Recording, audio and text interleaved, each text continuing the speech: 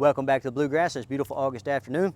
I'm out here with Chunk, an awesome Chocolate Labrador Retriever, and we are kicking off the 2022 Search and Rescue Challenge. All right, come on, Chunk. Let's walk and explain to them what we're doing. Okay, so look, guys, this idea came about because Chunk's owner contacted me a little while ago, and she said, Stonnie, I'd love to send my dog to your facility because I would like to pursue search and rescue training.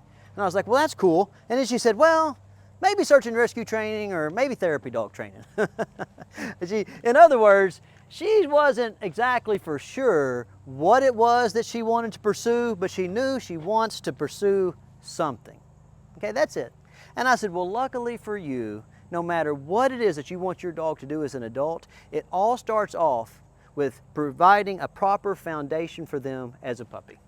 That's that simple, guys. So for those of you who are familiar with my channel, when you're watching me do this part of the training, you're saying, well, Stonnie, that search and rescue training looks an awful lot like all the other training you do. Well, of course, because I run a system. I run a system that focuses specifically on socializing dogs, environmental socialization, interspecies socialization, intraspecies socialization, building impulse control and attention span, and teaching a vocabulary that allows us to communicate with the dogs what our expectations are in the broadest possible range of environments and under the broadest possible range of environmental conditions. Okay, and that's really big with me, guys, is I want to develop a way to talk to these dogs and influence them, and I want that influence to extend to all situations. Easy, very nice. Okay, so I see a lot of times people talking about advanced training. Like, look, guys, if you're ever around any high-level sports competitors, or if you've ever been around people that run really successful businesses, everybody says the same thing. Life boils down, success boils down to mastery of the basics. Okay, and so that's what we're doing with Chunk. And if Chunk's owner actually pursues search and rescue training to a high level, I'll be happy for her. You see what I'm saying? If she decides to take Chunk and do some therapy dog work and go to the rehab clinic, go to the hospital, I'm gonna be happy for her, right? My goal for Chunk and his owner is to help them realize the full potential of their relationship, okay? It really is just that simple, you know, and that's what good basic obedience training does for you guys. It helps you help your dog realize its full potential. And then a dog that's performing at the top of its potential, if that dog, you know, gets put in a situation where, like, the expectations are to go find somebody, that's what they're going to do. If the dog is put in a situation where their expectations are to provide smiles and happiness and be calm and to be empathetic, well, that's what they're going to do, okay? If you're going to raise a hunting dog, same thing, right? You're going to go hunting, right? What's the most important thing with a hunting dog? It's how it behaves in relation to the other people that you're hunting with. If you're going to have a protection dog, what's the most important thing for a protection dog? Is that it behaves in a manner that makes it welcome amongst the people that it's, you know, trained to protect. So all of this training, all of these various types of advanced training, guys, it all starts off with basic training, okay? And basic training can be summed up this way. When I'm done with my basic training, everyone who comes in contact with this dog will benefit, okay? So your training should be centered around always looking for 360-degree wins. I want the dog to be happy. I want the dog's owner to be happy. I want all the people who come in contact with Chunk to be happy, okay? And in the end, what's going to happen is by training one dog, you guys can train one dog, okay? And you can cause a butterfly effect. And what I mean by that, you train a dog now, you're an example. So your neighbors have to raise the bar. When your neighbors do a little better, their neighbors will do a little better, okay? And so that's what the 2022 Search and Rescue Challenge is all about. I realize not all of you guys are going to go do search and rescue training, okay? But in this series, we're going to talk about what it takes to set the foundation for that, and it's going to be fun. You're going to have fun, your children are going to have fun, your neighbor's going to have fun, your dog's going to have fun, and we're going to set the bar for other dog trainers all across the world. And all I need from you is for you to follow along and provide some feedback in the comment section and send me some video. Okay, guys, so I grabbed Cub, and Cub's a fun little example because, come on, Cub, let's go. Because Cub's owner is actually in the Coast Guard, right? So Cub's owner is a young guy named PJ, and he is a pilot. And so his job is literally going to be searching and rescuing people. Now he's going to be doing it from an airplane, but I'm going to try to convince him, come on buddy, I'm going to try to convince him that when he's not doing his Coast Guard work for real, to take his dog out and be, you know, kind of an ambassador in the environment for dog training by like encouraging people to get out and do fun and interesting stuff with their dogs. Come on, nerd. Okay, now, so if we, you know, if we boil like all these different dog training activities down, you know, the utilitarian value of people doing search and rescue training, I mean, you know, there's obviously some natural disasters. I mean, we just had a giant natural disaster here in eastern Kentucky. You know, it started flooding and like, I mean, it's a giant mess, right? But the value of search and rescue training, or the value of therapy dog training, or the value of service dog training in general, it goes far beyond like the specifics of actually utilizing the dog in a real life situation. It's just a lot of fun stuff that happens when you prepare. So we try to make preparedness and early training just a fun activity for people to do. They get out and they become ambassadors for good dog citizenship. And they encourage training, and they encourage people to get out, get moving, and do interesting things with their puppies.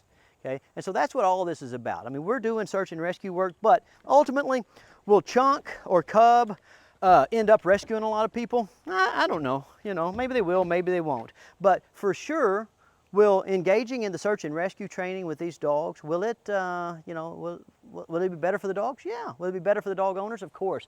And will it be better for everyone that the dogs come in contact with, which is a big thing for me? I like 360-degree winds.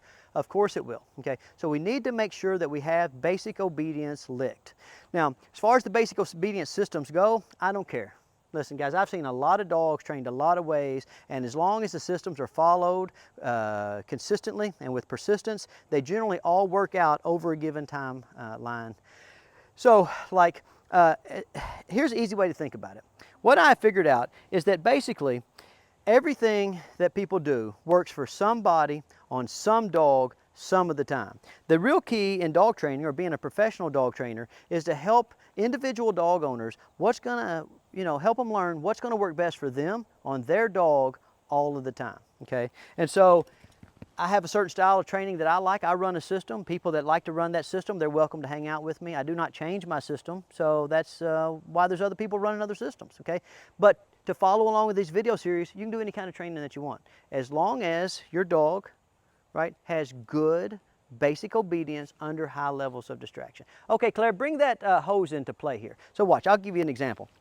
One of the things we're working on is, you know, I'm big about working in the rain. Okay, so it's not always raining.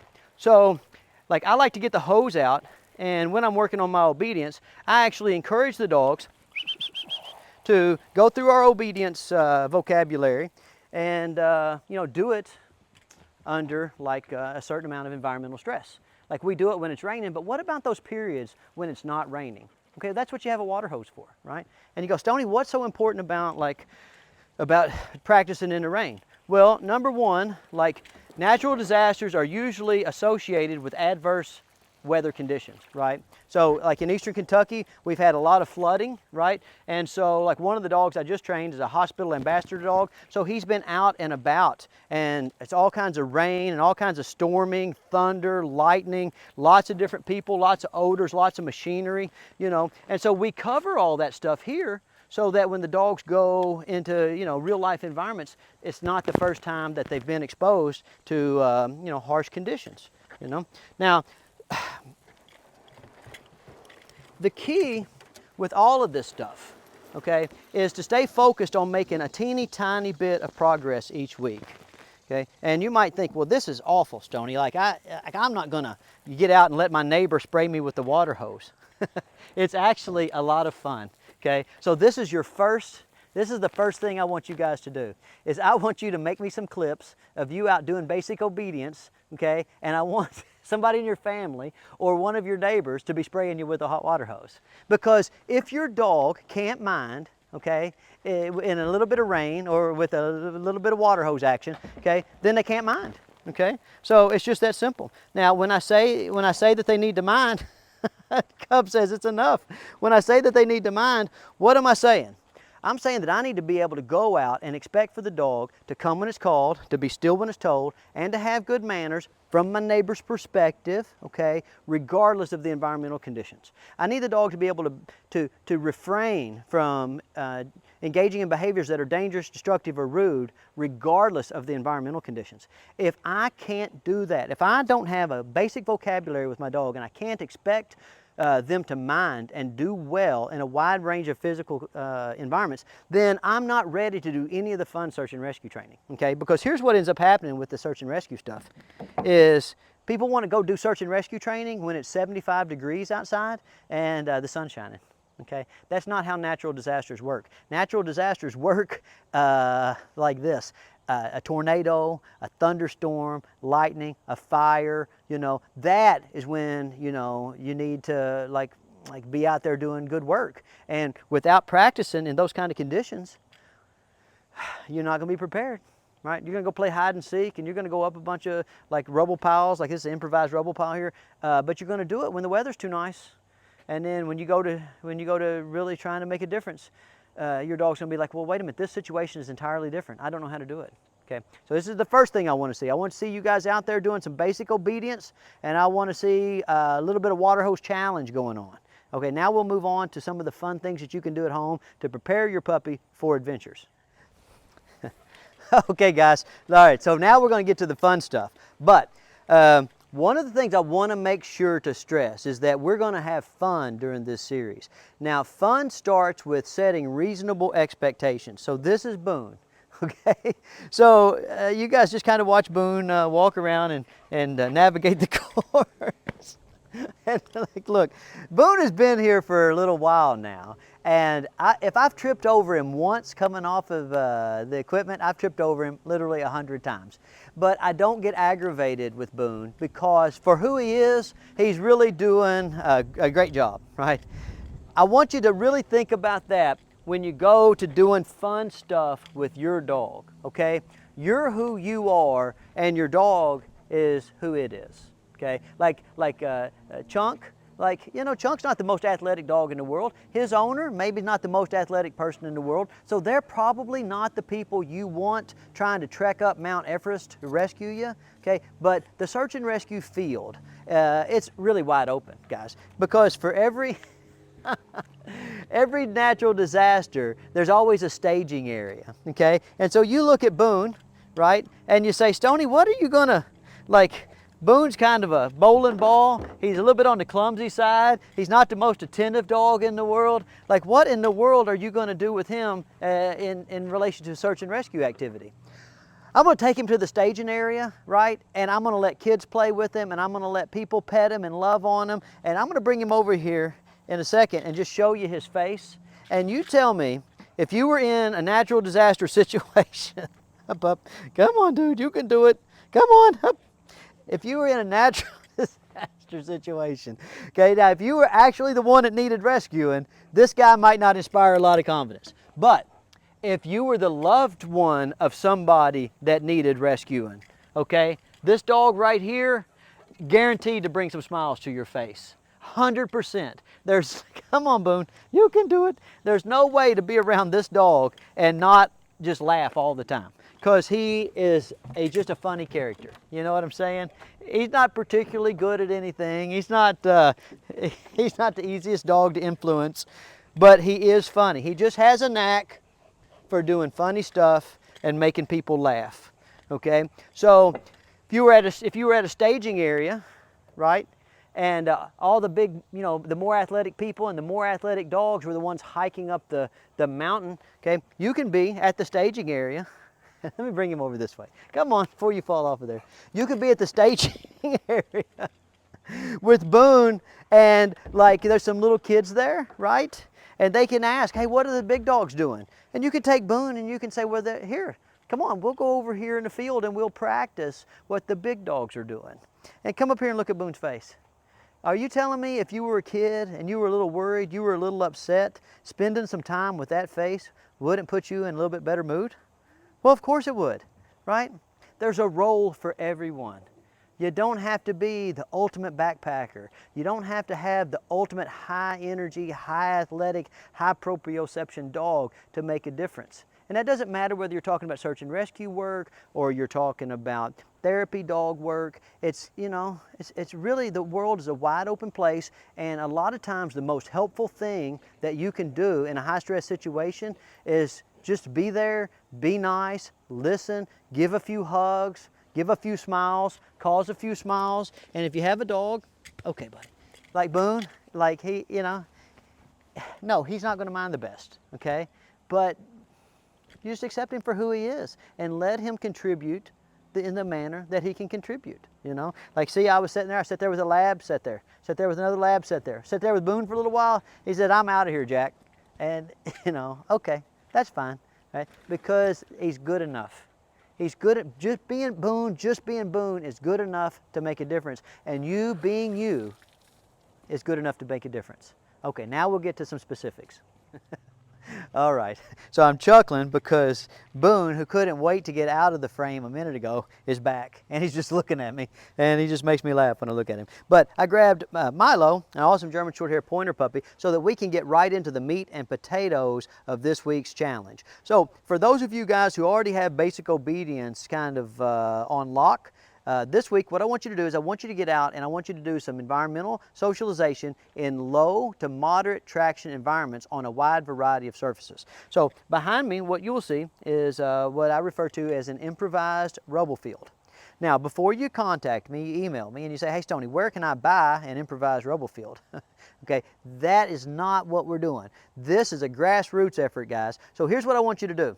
I want you to get in your Subaru and whatever you drive out there in YouTube land, and I want you to go look for stuff right on the side of the road to make your own improvised rubble field.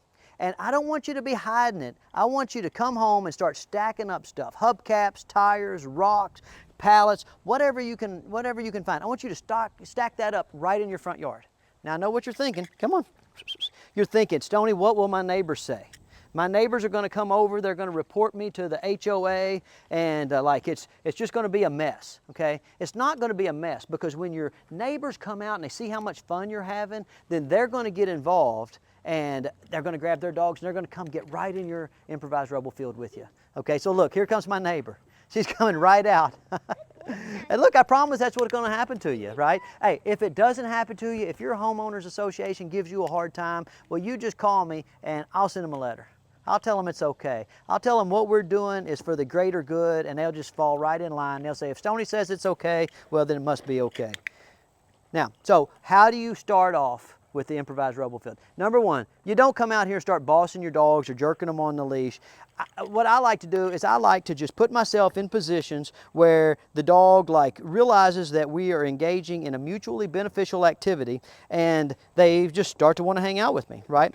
So this is how the world works. Like in your neighborhood, or when you were a kid, there were, there basketball courts or, whatever you had, kids out in the yard playing, tag or football. Whenever the young kids see the old kids doing stuff, what do? They just follow along. And maybe even more importantly than that is whenever the kids see the cool kids doing stuff, that's when they really want to get out and have a good time, right? So I want you to be the cool kid in your neighborhood with your improvised rubble field. You might not have the biggest house in your neighborhood, but I promise you, with a little bit of work, you can have the biggest rubble field in your neighborhood, right? And trust me, it's going to be okay, because I'll write a letter to your HOA if I need to. Right? This is what your day's going to look like. So I want you guys to send me some letters, and letters, showing my age, right? I want you guys to send me some videos of you out in your front yard, in your fancy neighborhoods, and I want to see debris fields that make my debris field look like it's anemic, right? And then I want to see you guys get on your debris fields. I don't want to just see you out there trying to boss the dogs. This always drives me crazy in dog training. Like you see some guy standing around bossing his dog on what to do. I don't want you to think in terms of being a boss. I want you to think in terms of being a leader, okay? Because hey, let's be honest. If this ever does turn into something where you're trying to, use your dog in a utilitarian manner, okay, nobody needs a boss in a high stress, natural environment situation. But everybody needs a leader, okay? So I want you to go out and I want you to be a leader. I want you to learn how to lead your dogs, and I want you to learn how to lead your neighbors. Come on, neighbor. Don't be sitting around so much. Get up and make something happen. There you go. Now look, so I had to give that little neighbor a little bit of extra incentive. Come on. So we're going to play follow the leader. You notice that the name of the game is follow the leader, not follow the boss, right? So you got to get out and be a leader. Come on, Milo, you can do it. Come on, Chunk. Very nice. Charlotte, would you rather follow a leader or follow a boss? A leader. A leader, that's right. Okay, now, the great thing about following a leader is that you learn how to be a what? Follower. You do learn how to be a follower, but followers turn into what? Leaders. Leaders. So it's circular, right? Like when you go to camp, at first when you go to camp, you're a camp attendee. And then what do you become? What was George this summer? Counselor. A counselor, right? Okay. So to be a good leader, you first have to learn to be a good follower. Okay, well the same thing is true for our dogs. Our dogs have to be well socialized and they have to learn how to be good followers. But then, guess what our dogs turn into? Leaders. And that's why they say leader of the pack. Or around here, what you'll hear me say is mentor dogs. And so I have a lot of mentor dogs around, okay, because when I go to the farm and I do this kind of training in real life, okay, my dogs have been doing it since they were babies. And so when they go, they start to navigate the bluff, or they start to navigate the creek, or they swim across the pond, then, you know, the other dogs, they just follow, because my dogs, through experience, have learned to be natural leaders. And I want you guys to learn to be natural leaders, okay? I want you to lead your neighborhood. I want you to lead the dogs in your neighborhood. And I want you to realize that we can have fun, we can promote dog training, we can promote, you know, like, good relations between neighbors. We can even promote good relations between people and their HOAs.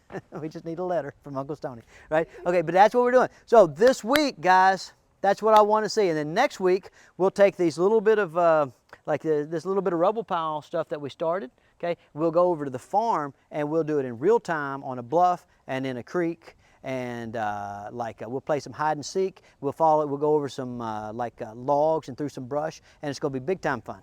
All right, so I'll see y'all next week.